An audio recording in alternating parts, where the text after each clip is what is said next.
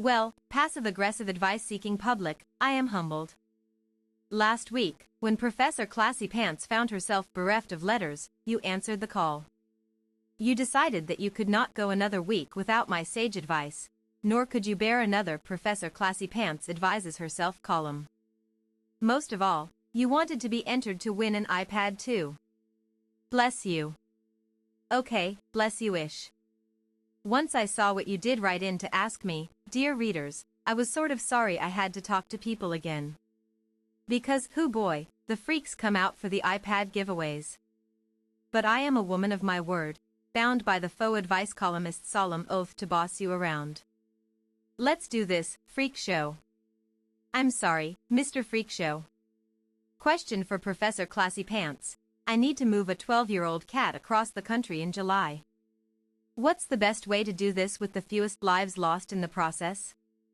Andrea, dear Andrea, first of all, of course it's a question for Professor Classypants.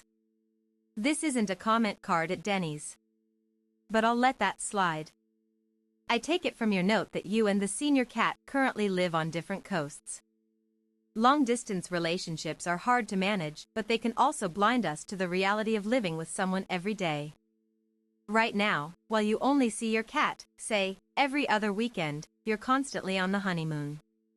I hate to be the bearer of bad tidings, but I can safely say that the minute you move that cat across country, you may not find that you like him much at all.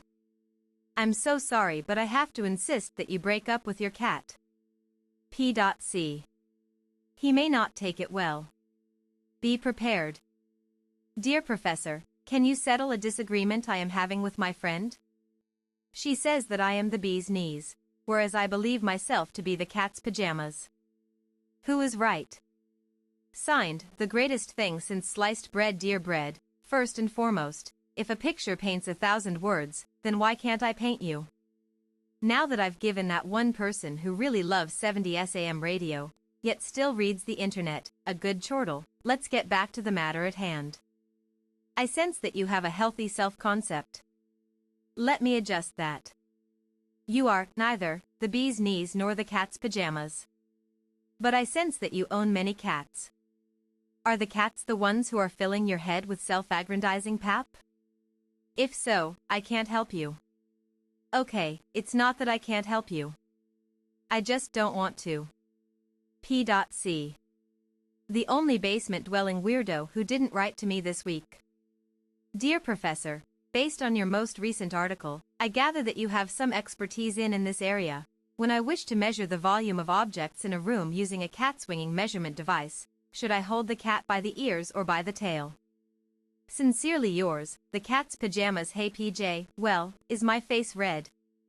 Seriously, is it? I just had a chemical peel.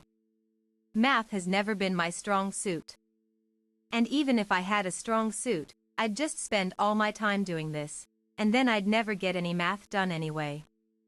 Anywho, I gather you caught my can't swing a cat mention in last week's column. Thanks for reading. The best way to measure using a cat is to look yourself in the mirror and multiply the number of times you've written to an online advice columnist about your cat by how much I care on a scale of 1 to 10. PSSSSSSST, 0 multiplied by anything is always 0. It's science. PC. My indifference is all that shocks this kitten anymore, ever since Skins on MTV. Dear Professor Classypants, this is the Zodiac speaking. I am back with you. Tell Urbkin I am here, I have always been here. That city pig Tashi is good, but I am smarter and better. He will get tired, then leave me alone. I am waiting for a good movie about me. Who will play me? I am now in control of all things. Yours truly, guess dear Zodiac, at last, someone with a question entirely unrelated to cats. And such a mysterious note. The ladies must love you.